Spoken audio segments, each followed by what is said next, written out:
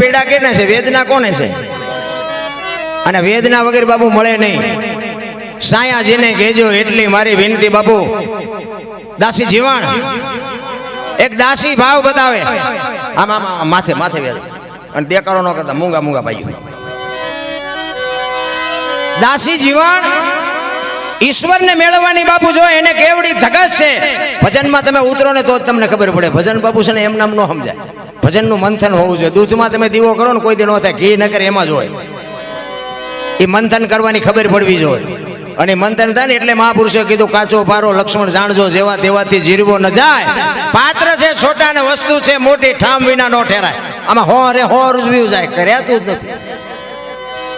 કહેવાનો મારો અર્થ ઈ છે કે જો તમને વેદના ન હોય, જો પીડા ન હોય, આપણે કોઈ પણ ધંધો કરતા હોય એમાં આપણો પ્રેમ હોય કે આપણે ખેતી કરવી છે, આપણે ઢોર રાખવા છે, આપણે કારખાનું કરવું છે, આપણે નોકરી કરવી છે, જે કરવું હોય એના પ્રત્યેનો તમને મને પ્રેમ હોય ને તો જ બાપુ ને આ પરમેશ્વર કંઈક તમને મને આપતો હોય છે. પ્રેમ ને વાંચા હોત તો જગત જોગી બની જાત, હલકી ને હિમાલય જાત, પછી ભગવા ફેરી ભુદરા. પ્રેમ છે ને 8 નો મંત્ર છે. હું તો એમ કહું છું કે તમે એક પ્રેમ કરતા શીખી જાઓ. જાનવર હારે પ્રેમ કરો, માણા હારે પ્રેમ કરો, ઝાડ પાન વનસ્પતિ હારે પ્રેમ, તો એક પ્રેમ તમને ખેંચી લાવતો હોય. અને એવો ને એવો સતત પ્રેમ જો તમારો ટકી રહે ને. પણ આ બધી માયા હુદી ગોઠડીને વજરના ગાળા હાંગા હલવાણા, કંઈક સડ્યા ને કંઈક પાળા, આમાં બધા હલવાણા છે. ને મને એમ થાય કે અત્યારે પૈસા વાહન મકાન કાંઈ ઘટતું નથી. પણ તો મને એમ થાય કે આટલી બધી દુનિયા રોવે કેમ એ નથી ખબર પડતી. આપણા ગઢામાં કાંઈ નહોતું પણ રોતા નહોતા. એ કે એ ભગવાને શાંતિ. હાજે ખાધું હોય ને તો પેલા ઊંધા નાખીને હોય હવારે કે ઠાકર જેવો ધણી. કાંઈ ઘરમાં ન હોય ને તોય સાથી ઉપર હાથ રાખીને ઉતા હતા હવારે ઠાકર જેવો ધણી. અત્યારે મૂક્યાનો માર્ગ ન હોય તો કે અમારી પાસે ક્યાં કહી છે, અમારી પાસે મરો કાંઈ ન હોય. આટલું આપ્યું તો શેઠો જ નથી. શું જોવું છે એ નથી ખબર. બોલો, શેઠા જેવી ચીજ નથી. જ્યાં જાવ ને બધા રોવે જ છે. તમે જોવો તો એક કે છોકરાને બહુ વેવાઈ તેડી ગયા મોકલતા નથી. બીજા પાસે જાવ તો કે ડોબું વિયાણું દોવા નથી દેતું. બીજા પાસે જાવ કે છોકરાને પોલીસ વાળા લઈ ગયા જામીન ચડતા નથી. આપણે જ્યાં રોવ, આ બધા રોવે જ છે. હારા હરીને મેળવવા બાપુ દાસી જીવન રોવે, મીરા રોવે, જેઠીરામ રોવે. એ મારા નાથ તું જો અમને ન મળતો માણાનો અવતાર ફોગટવ્યો જાય. માણસનો અવતાર 84 લાખ યોની છે ને. એ 84 લાખ યોનીમાં માણસ એક જ ભજન કરી શકે, માણસ એક જ ઈશ્વરને મેળવી શકે. કોઈ જીવ બાપુ ભક્તિ ન કરી શકે માણસ સિવાય. હવે આપણે બુદ્ધિના ગાળિયા થયા છે. આપણને ભગવાને બુદ્ધિ આપી ન કરવાના કરે કામ બધા. નકર આ તમે જુઓ તો આખી દુનિયામાં કેટલું બધું ધર્મનું કામ કેટલું થાય. સપ્તાહયું ને ધૂન ને ભજન ને બેનું અમુક અમુક ધૂનું ગાતી હોય. આમ હું તો જરાક જોઈ રહ્યો એમ થાય કે બેનું ઠેકે હે ને કઈ. ગોકુળની ગલીઓમાં કાનો દેખાય છે. ગોકુળની ગલીઓ ઓલો બપોરે 3 વાગ્યા હું તો પડ્યો હોય ઢાળિયામાં, એ નથી દેખાતો. બોલો ઠેઠ ગોકુળ સુધી દેખાય. આમ બધું ઊંચું જ હાલ્યું એવું નથી લાગતું. જે કરવાનું છે ને એ કરો. બાકી તો બધી ઓલાને ખબર છે તમે શું બધા કરો છો. અમે ગોકુળમાં ગયા હતા ને તો એક બાપુ હતા. એ કે અમે 4-5 ભાઈબંધ ગયા ને, એ કે બે જવાય. અમે બધા બે ગયા. નાનો એવો હિંડોળો હતો ને એમાં કૃષ્ણ ભગવાનની મૂર્તિ હતી. બાપુ કે 100 રૂપિયા લાવો. મેં શેના? એ કે કાનુડાને હિંચકો નાખવાનો. મેં કીધું અમારા 100 રૂપિયા બગડે ને કાનુડાની નીંદર બગડે ભલે હું તો. મેં કીધું અમારે કંઈ જગાડવો નથી ને. એ કે નાસ્તિક લાગો. મેં નાસ્તિક છે તેમાં કાનુડો અહીંયા આવ્યો. દ્વારિકા છે. મેં કાંઈ છે નહીં. કાંઈ તમે આમ તો આંટો મારવા આવ્યો છે. આવીને આવી બધી બાપુ વાર્તાયું છે. કાંઈ છે નહીં. માને ને બાપને જાળવી લ્યો બસ. બીજું કાંઈ કરવાની જરૂર નથી. બધું બાપુ ઈશ્વર બધું હાંકશે. કારણ કે તમારાથી તમારા મા બાપથી તમે છો ને મારા મા બાપથી હું છું. મા બાપને ભૂલ્યા એટલે ગયા દુનિયામાં. સમજી લેજો કોઈ આ દુનિયામાં આંગળી ન પકડે. લખવું હોય તો લખી લેજો. એક વ્યસન હોય તો વ્યસનથી દૂર રહ્યો. એક કુટુંબની એકતા રાખો.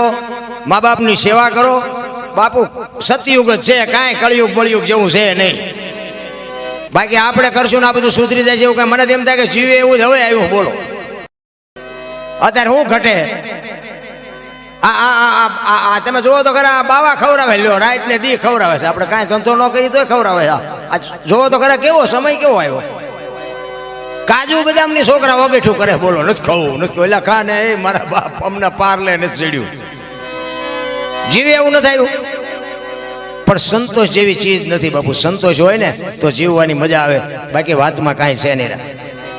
કહેવાનો મારો અર્થ એ છે, ગંગા સતીએ બાપુ શ્વાસાનો હિસાબ માર્યો 21,600 શ્વાસા તમારા એમ નામ જાય છે. આપણે આપણો જે સ્વર છે ને, જે સ્વર છે જ ઈશ્વર છે, બીજો કોઈ ઈશ્વર છે નહીં. બીજે ક્યાંય આડાવડા ગોતવાની જરૂર નથી. બધા તમે મને સાંભળેલો છે અને હું તો ખટારો લઈને આખી દુનિયા રખડ્યો, કાંઈ છે જ નહીં. રામ જાગતા નરને સેવો. બાપુ આવા સાધુડા બેઠા હોય ને, તમને એક મગજમાં વિચાર આવે કે મારે મરી જવું છે, અને સાધુ પાસે જાઓ ને એટલે સાધુ તમારા કાળનો વિયામો કરી દે. એ એમ કે મરવું છે ને, મરી જાય પણ 2 દી રોકા, પછી બધું કરશું. એ તમારો કાળનો વિહામો બાપુ આ જાગતો નર હોય ને એ તમને કરી શકે. આ મૂર્તિ છે એ ખોટી છે એવી મારી વાત નથી, પણ મૂર્તિ પાસે ગમે એટલી તમે પીડા વાંચો ને તો એ તમને એમ ન કે 2 દી રોકાય.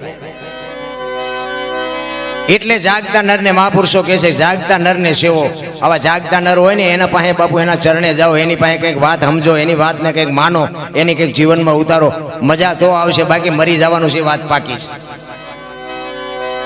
હવે આપણે ચા પાણી પીધા, એટલે હવે આપણે બેનને સાંભળવા છે. એટલે વરજો કંઈક પૈસામાં વરજો, જો વરસાદ કરવો હોય તો. નકર આ 8 મહિનો હો ને, શ્રાવણ મહિને 20 સુધી કોરું જાય છે જો પૈસા નહીં નાખો. એટલે બેનને રજૂ કરું છું. બેન ઉપર તમને જ્યાં મોજ આવે અહીંયા વરજો, ફૂલ નહીં તો ફૂલની પાંખડી. કારણ કે આપણને ખબર છે, મેં હમણાં કીધું એમ, અહીંયા બાપુ 24 કલાક હરિયર હાલે. આજ સવારના અહીંયા હશે એને ખબર છે કેટલું માણસો આવીને કેટલું માણસોએ ખાધું અને કેટલું બાપુ આ બધું હેન્ડલિંગ થયું. એ બધું આ રાતે એમને પૂછો ને, આવડા બધા આપણે જે આ બધા સેવકો જે બધા કામ કરતા હતા એમને પૂછો આ ક્યાંથી આવે છે, કોણ આવે છે, કોણ આપે છે, કોણ રાંધે છે, કોણ ખાય છે, કેટલું ખાય છે. આ આંકડો આપણે ન કાઢી શકીએ, પણ જ્યાં મોજ આવે ત્યાં વરજો. અને બેનને આપણે સાંભળવા છે.